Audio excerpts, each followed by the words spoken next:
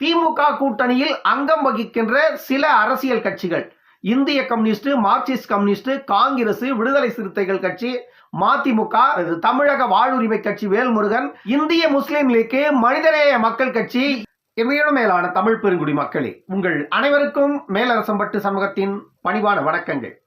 அன்பு உறவுகளே, நம்முடைய சேனலை நீங்கள் பார்ப்பது இதுவே முதல் முறையாக இருந்தால் உடனடியாக சப்ஸ்கிரைப் செய்து கொள்ளுங்கள். இல்லை என்றால் நாம் பதிவேற்றுகின்ற காணொலிகள் தொடர்ந்து உங்களுக்கு வருவதற்கு வாய்ப்பில்லை. தொடர்ந்து நம்முடைய காணொலிக்கு லைக் பண்ணுங்க. தொடர்ந்து நம்முடைய காணொலி பற்றின உங்களுடைய மேலான கருத்துக்களை கருத்துரை பகுதியிலே பதிவு செய்வதற்கு தவறாதீர்கள். தொடர்ந்து நம்மோடு இணைந்திருங்கள். வாருங்கள் அன்பு உறவுகளே, காணொலிக்குள் செல்லுவோம்.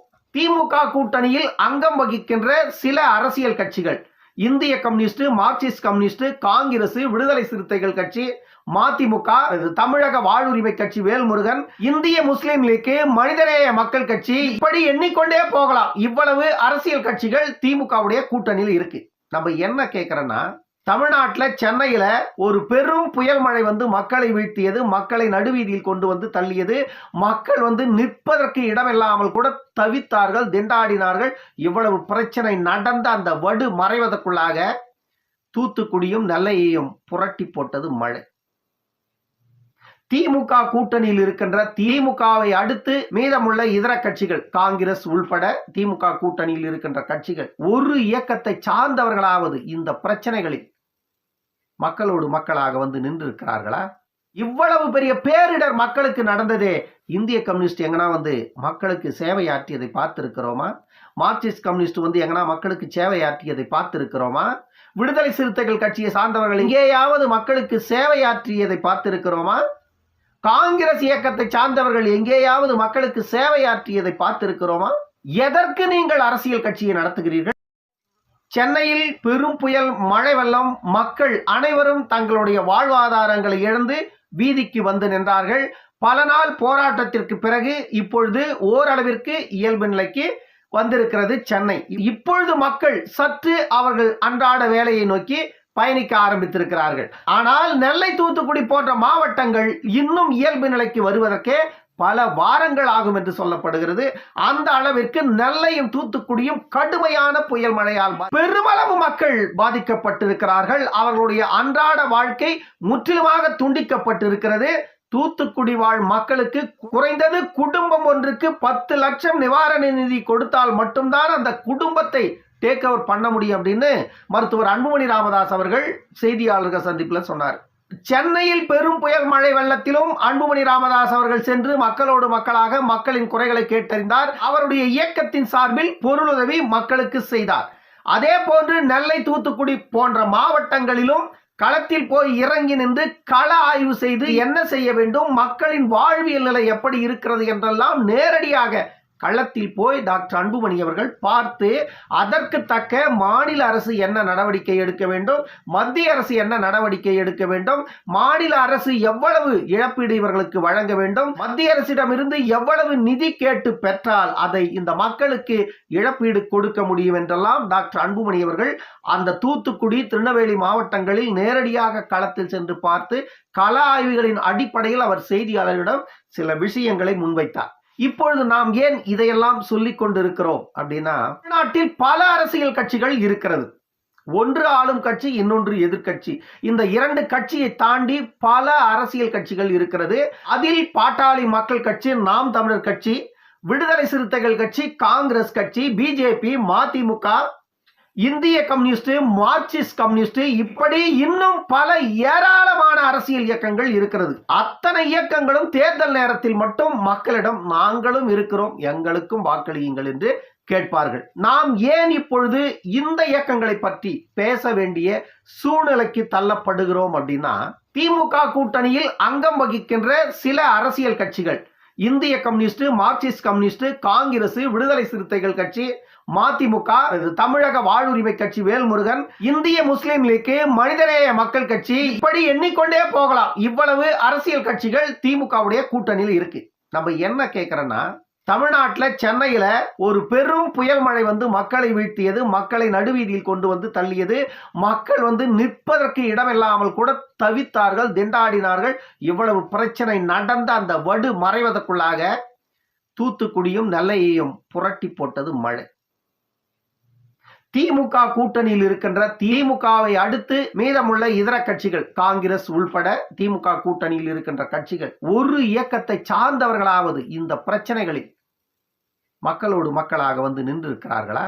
இவ்வளவு பெரிய பேரிடர் மக்களுக்கு நடந்ததே இந்திய கம்யூனிஸ்ட் எங்கனா வந்து மக்களுக்கு சேவையாற்றியதை பார்த்திருக்கிறோமா? மார்க்சிஸ்ட் கம்யூனிஸ்ட் வந்து எங்கனா மக்களுக்கு சேவையாற்றியதை பார்த்திருக்கிறோமா? விடுதலை சிறுத்தைகள் கட்சியை சார்ந்தவர்கள் எங்கேயாவது மக்களுக்கு சேவையாற்றியதை பார்த்திருக்கிறோமா? காங்கிரஸ் இயக்கத்தை சார்ந்தவர்கள் எங்கேயாவது மக்களுக்கு சேவையாற்றியதை பார்த்திருக்கிறோமா? எதற்கு நீங்கள் அரசியல் கட்சியை நடத்துகிறீர்கள்? வாக்குக்காக மட்டுமா? மக்களின் வாழ்விற்காக இல்லை, உங்கள் பதவிக்காக, அவர்களின் வாக்குக்காக மட்டுமே நீங்கள் அரசியல் செய்கிறீர்கள் என்பது இந்த பேரிடர் காலத்தில் நடந்த சம்பவங்களை நாம் நேரடியாக நாம் பார்த்த பொழுது இதை புரிந்து கொள்ள நேர்ந்தது. இனி தமிழ்நாட்டில் இருக்கின்ற இந்த 2 கம்யூனிஸ்டும் மதிமுகவும் காங்கிரஸும் விசிகாவும் மக்கள் கிட்ட போய் நின்று ஓட்டு எப்படி கேட்பீங்க? தமிழ்நாட்டில் திமுக கூட்டணியில் இருக்கிற இந்த கட்சிகள் எல்லாம் திமுகவுடைய அமைச்சரவையில் இருக்கிற 2 அமைச்சர்கள் ஊழல் குற்றத்துல ஏற்கனவே ஒருத்தர் வந்துட்டு விசாரணை கைதியா பெயில் கூட வாங்க முடியாத உள்ள இருக்காரு. இன்னொரு ஊழல் குற்றவாளி அமைச்சர் பொன்முடி நீதிமன்றத்தால் இவர் குற்றவாளி என்று நிரூபணம் செய்யப்பட்டு அவர் வந்துட்டு ஜெயிலுக்கு உள்ள போறாரு. இந்த மாசம் 22ஆம் தேதி வரைக்கும் தான் அவருக்கு அவகாசம் கொடுத்திருக்கிறது நீதிமன்றம். அந்த 22ஆம் தேதிக்குள்ளாக அவர் உச்ச நீதிமன்றத்தில் போய் மேல்முறையீடு செய்து அந்த வழக்கை ஒருவேளை அவர்கள் அவசர வழக்காக விசாரித்து சொன்னால் ஒழிய இல்லை என்றால் அவர்களுக்கு 22ஆம் தேதிக்குள்ளாக ஆஜராகியே ஆக வேண்டும் நீதிமன்றத்தில். இப்படி இருக்கும் பொழுது அமைச்சரவையில் இருப்பவர்கள் எல்லாம் ஊழல் வழக்கில் உள்ளே சென்று கொண்டிருக்கிறார்களே. நான் மேற்கோள் காட்டிய இந்த இயக்கத்தின் தலைவர்கள் எல்லாம் இந்த இயக்கத்திற்கு ஆதரவாக இருக்கிறார்களே, எதற்கு என்று கேட்கிறேன். இவ்வளவு பெரிய ஊழல் கட்சி, இவ்வளவு பெரிய ஊழல்வாதிகளை எல்லாம் இவர்கள் வைத்துக் கொண்டு அரசியல் செய்து கொண்டிருக்கிற இந்த இயக்கத்திற்கு வக்காலத்து வாங்குவதற்கு இத்தனை கட்சியின் தலைவர்கள் தேவையா என்று கேட்கிறேன். இப்படிப்பட்ட ஒரு ஊழல் கட்சியோடு கூட்டணி செய்து உங்களால் என்ன சாதித்து விட முடியும் என்று கேட்கிறேன். இந்த திமுகவின் கூட்டணியை சார்ந்தவர்கள் தான் இப்படி இருக்கிறார்கள் என்றால் அதிமுக என்ற இயக்கம் அதுதான் தமிழ்நாட்டில் இன்று எதிர்க்கட்சி. அப்படி ஒரு இயக்கம் தமிழ்நாட்டில் இருக்கிறதா இல்லையா, அந்த இயக்கத்தின் தலைவர்கள் இருக்கிறார்களா இல்லையா என்ற அந்த அசைவுகள் கூட இந்த பிரச்சனைகள்ல தெரியல. இப்படி நீதிமன்றங்கள் சில அமைச்சர்களை ஊழல் வழக்கில் தண்டித்துக் கொண்டிருக்கிறது. ஆனால் இந்த திமுக கூட்டணியில் அங்கம் வகிக்கின்ற ஒரே ஒரு அரசியல் கட்சியாவது இதை பற்றி கருத்து கூறியிருக்கிறார்களா? அது காங்கிரஸா இருக்கட்டும், கம்யூனிஸ்டா இருக்கட்டும், இடது கம்யூனிஸ்ட் வலது கம்யூனிஸ்டா இருக்கட்டும், மதிமுகவா இருக்கட்டும், விசிகாவா இருக்கட்டும், மற்ற விஷயங்களுக்கு வாய்கிழிய பேசுகிறீர்களே. உங்க கூட்டணியில் இருக்கிறவன் ஊழல்வாதின்னு சொல்லி நீதிமன்றம் தீர்ப்பு கொடுத்திருக்கிறதே, இதை பார்த்தா உங்களுக்கு எல்லாம் கொஞ்சம் கூட வெக்கமா இல்லையான்னு கேட்கிறேன் நான். இவ்வளவுதான். ஆனா நீங்க இவ்வளவு பெரிய கேடுகட்ட ஊழல் இயக்கத்துல உட்கார்ந்துகிட்டு மருத்துவர் அன்புமணியை குறை சொல்லுவதற்கு உங்களுக்கு என்ன தகுதி இருக்கிறது? பாட்டாளி மக்கள் கட்சி திமுகவுடன் மாறி மாறி கூட்டணி வைத்தது, அதிமுகவுடன் மாறி மாறி கூட்டணி வைத்தது என்று சொல்லுகின்ற இந்த திமுகவின் அடிவருடிகளை நான் கேட்கிறேன். பாட்டாளி மக்கள் கட்சியின் 35 ஆண்டு கால அரசியல் வரலாற்றில் பாட்டாளி மக்கள் கட்சி ஒரே ஒரு முறையாவது திமுகவுடைய வாசல்லையோ அதிமுகவுடைய வாசல்லையோ போயிட்டு எங்களுக்கு உங்க கூட்டணியில இடம் கொடுங்கன்னு கேட்ட வரலாறு உண்டா? எப்படா உங்களால் இப்படி எல்லாம் பேச முடியுது பாமகவை பற்றி? தமிழ்நாட்டில் இருக்கின்ற ஒரு தனித்துவமிக்க இயக்கம் பாமக. ஏனென்றால் அந்த இயக்கத்தை உருவாக்கிய தலைவர் ஒரு தனித்துவமிக்க தலைவர். அவருக்கு நிகராக இன்னைக்கு அரசியல் களத்துல யாரும் இல்லை தமிழ்நாட்டில். நேற்றும் அப்படி ஒரு தலைவர் இருந்ததில்லை. அதனாலதான் அவரை தனித்துவமிக்க தலைவர் என்று சொல்லுகிறோம். தமிழ்நாட்டில் பாமகவை தாண்டி இன்னும் பல இயக்கங்கள் இருக்கிறது. ஆனால் ஆளும் கட்சியாகவோ எதிர்கட்சியாகவோ கூட இது நாள் வரையில் இருக்காத ஒரு இயக்கம் ஒவ்வொரு பேரிடர் காலத்திலையும் மக்களோடு மக்களாக அவர்கள் தான் போய் நிற்கிறார்கள்.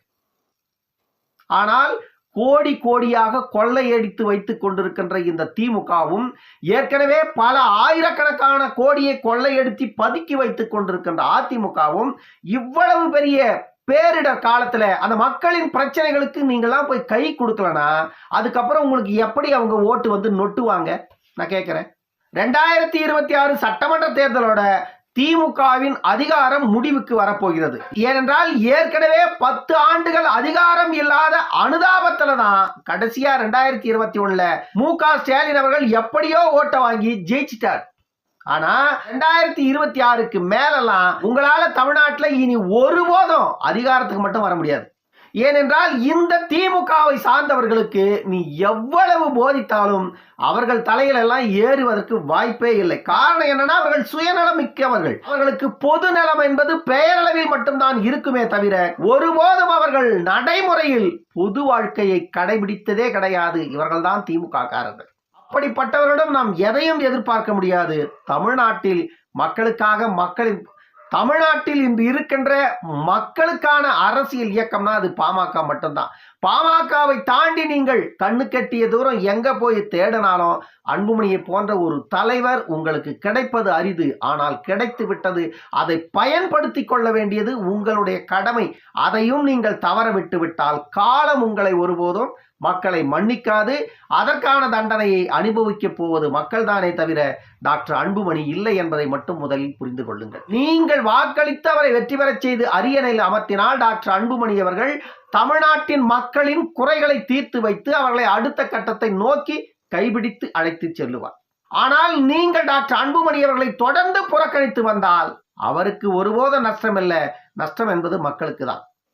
இன்னொரு காணொலியில் சந்திக்கும் வரை உங்களிடமிருந்து விடைபெற்றுக் கொள்வது மேலரசம்பட்டு சண்முகம். நன்றி, வணக்கம் அன்பு உறவுகளே.